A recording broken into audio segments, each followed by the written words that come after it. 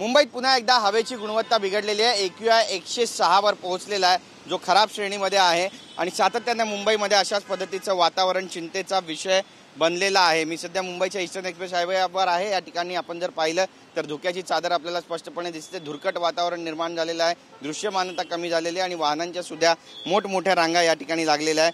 अनेक ठिकाणी अशाच पद्धतीचं वातावरण पाहायला मिळते। AQI बिघडल्यास प्रदूषण निर्माण करणाऱ्या यंत्रणांवर बंदी घालण्याचा इशारा जो आहे तो आता प्रदूषण नियंत्रण मंडळाने दिलेला आहे। मॉन्सून संपल्यावर अनेक उपनगरामध्ये AQI 10 ते 12 वेळा खराब झाला आणि गंभीर श्रेणीमध्ये पोहोचला। याने श्वसनाच्या समस्या देखील उद्भवत आहेत। देवनार, BKC, अंधेरी, बोरिवली, घाटकोपर, कांदिवली, मालाड, शिवडी, माझगाव, चेंबूर, कुलाबा या सगळ्या भागामध्ये हवेची गुणवत्ता असमाधानकारक ते खराब श्रेणीमध्ये पोहोचलेली आहे आणि AQI सतत 200 किंवा त्यापेक्षा अधिक असलेल्या या भागातील बेकऱ्या, रेडीमिक्स कॉन्क्रीट प्रकल्पांसह प्रदूषण करणाऱ्या यंत्रणांवर तात्काळ बंदी येण्याची शक्यता सुद्धा व्यक्त केली जाते।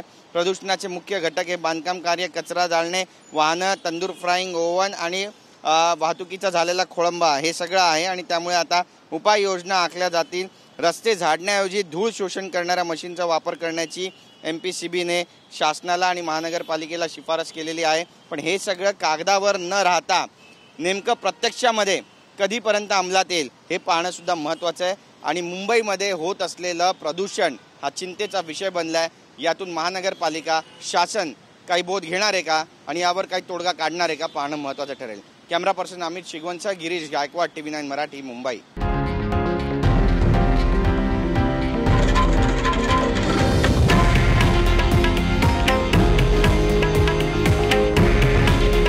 हे आहे देशातील नंबर 1 न्यूज नेटवर्क आणि आपण पाहत आहात TV9 मराठी। काळजी तुमची, हित महाराष्ट्राचं।